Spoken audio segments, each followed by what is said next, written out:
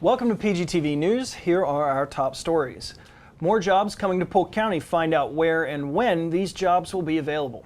Running a sports franchise is a tough job. Find out how the Lakeland Tropics are winning on the field and how they plan to grow in the future. Hello and welcome to PGTV News. I'm Pocket Square Steve Barnes. And I'm Lauren Lingell. Thank you for tuning in. Our report begins in Auburndale, where Saddle Creek Logistics Services plans to hire about 80 workers this fall upon completion of the 343,000 square foot expansion of its Auburndale Distribution Center. Senior Director of Marketing for Saddle Creek, Tom Collins, said, "We are maxed out at the Lakeland campus, and the company already had plans for an expansion when it built the Auburndale facility. We will continue to share resources between the Lakeland and Auburndale campuses. That will help us and our customers." President and CEO of the Central Florida Development Council, Sean Malott, said, "Saddle Creek is an important employer for Polk County. We enjoy seeing their continued success and growth in the area.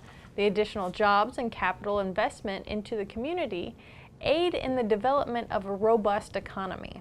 It is important to know that construction for the expansion has already begun and should be completed in October of this year." Always nice to see companies moving in. Absolutely. Or not moving in, but expanding. And new Saddle Creek opportunities. is like, they just seem to be exploding. Oh, It's great to see absolutely. more jobs coming in. And speaking of transportation logistics, in Lakeland, Old Dominion, a national freight company, has a new distribution facility. The facility is located at 5260 North Comby Road. The CEO of Old Dominion, Greg Gant, said, "This is a great place to be. We love Lakeland. We love Polk County. We see growth here, and this is the place to be." Facilities manager Joshua Thompson said, "Future expansions will mean more jobs for Polk County residents." Michael Dunn, Lakeland City Commissioner, hopes to partner with Old Dominion on air cargo facility in the future. Lakeland Police Department has the state's top dog. Canine Knox is a 7-year-old tan and black Belgian Malinois. He and his partner, Officer Chad Whitaker, took home the award for top dog and overall winner in the 2018 United States Police Canine Association Region One Field Trials in March. Officer Whitaker said, "I love working with animals and finding bad guys." Whitaker and Knox also won the Fred Wheeler Award for Top Combined Obedience and Apprehension, along with first place awards for agility, total search, evidence and suspect, and apprehension.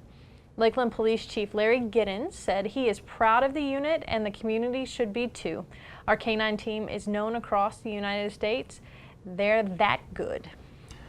Did you happen to see when they had all of the canine unit at the Lakeland City Commission meeting to kind of give them some recognition for these awards? Unfortunately, I did not. Oh my gosh, it was so great. They handed out these little squeaky toy donuts to all the dogs. Oh, it was great. That's what they were telling me about that. They had them in the donut box and you open it up and it's squeaky toys. If they've got that Brilliant. on their website, you got to look that up. Construction will begin on June 4th at Lake Hollingsworth Drive and Ingram Avenue. The intersection on the south side of the Florida Southern campus will be closed for 2 weeks to improve bike lanes with enhanced safety features for pedestrians and cyclists. City of Lakeland Director of Communications, Kevin Cook, said the intersection will initially be completely closed with the following detours. Westbound traffic, detour onto Hollingsworth Road and then onto Frank Lloyd Wright Way. Eastbound traffic will detour onto Mississippi Avenue or Johnson Avenue and then onto Frank Lloyd Wright Way. Lanes will be opened when traffic will not impede the project or compromise safety of those working. Angelo Rayo, manager for traffic operations, said these enhancements will eliminate the mandatory stopping requirement for cyclists in favor of yielding to pedestrians. The safety for pedestrians crossing to and from Lake Hollingsworth should be enhanced. I know that we should really be focusing on how that's going to impede traffic, but I'm really looking forward to what this is going to do from a pedestrian standpoint and cyclist and perspective. that whole area there was probably one of the first ones in Polk County that really kind of tested some of those biking lane and pedestrian, the green patches and things like that to kind of bring awareness to people. This is a crossing for Absolutely, and there's still much room for improvement with a few accidents that have been had. If you are a veteran, on June 9th, you can go to a nearby Aspen Dental office for free dental care. Local veterans can call 844-277-3646 to schedule an appointment at a participating office. Advance appointments are required and available on a first-come, first-served basis. It's now time for this week's health tip. Here is Scott Schablum with that information. Hi, my name's Scott Schablum with the Florida Department of Health, and I wanted to take a few minutes to tell you about how you can stay safe when you're outside this summer. The most common forms of skin cancer come from exposure to ultraviolet rays that come from the sun or artificial sources like tanning beds. The sun's UV rays can damage your skin in as little as 15 minutes. So here are some easy recommendations to help protect yourself and your family. Number 1, stay in the shade. You can reduce your risk of skin cancer by simply seeking shade under an umbrella, tree, or other shelter. Number 2, wear proper clothing. When possible, long sleeve shirts or long pants or skirts can provide protection from UV rays. Clothes made from tightly woven fabric offer the best protection. Number 3, wear a hat. For the most protection, wear a hat with a brim that goes all the way around that shades your face, ears, and the back of your neck. Number 4, wear sunglasses. Sunglasses protect your eyes from UV rays and reduce the risk of cataracts. They also protect the tender skin under your eyes from sun exposure. And finally, number 5, put on sunscreen. Put on broad spectrum sunscreen with at least an SPF of 15 before you go outside, even on slightly cloudy or cool days. Don't forget to put on a thick layer on all parts of exposed skins and get help for those hard to reach places like your back. By following these simple tips, you can ensure you're doing what you need to keep your family safe while you're outside this summer. Well, we have to take a quick break, but when we return, we'll tell you all about the Lakeland Tropics, how through the game of soccer, they hope to make Lakeland a better community. Oh! 15 years ago, I was diagnosed with diabetes. It really was devastating. I did not want to accept that I was a diabetic. I was so ill at the time, and my health was really failing. It was to the point that it was very serious. I first heard about this program, Take Charge, University of Florida, from my neighbor. This class explains exactly what you are supposed to do.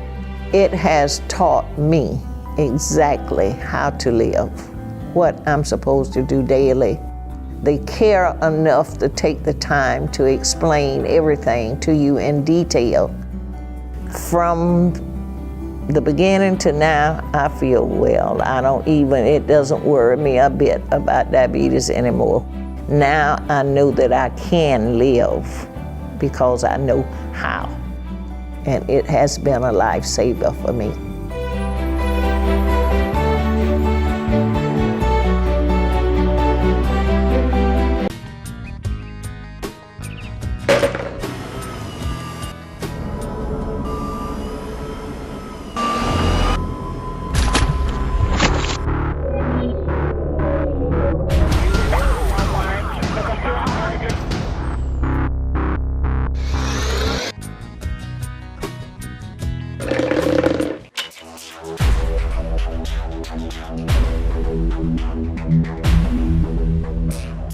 Welcome back to PGTV News.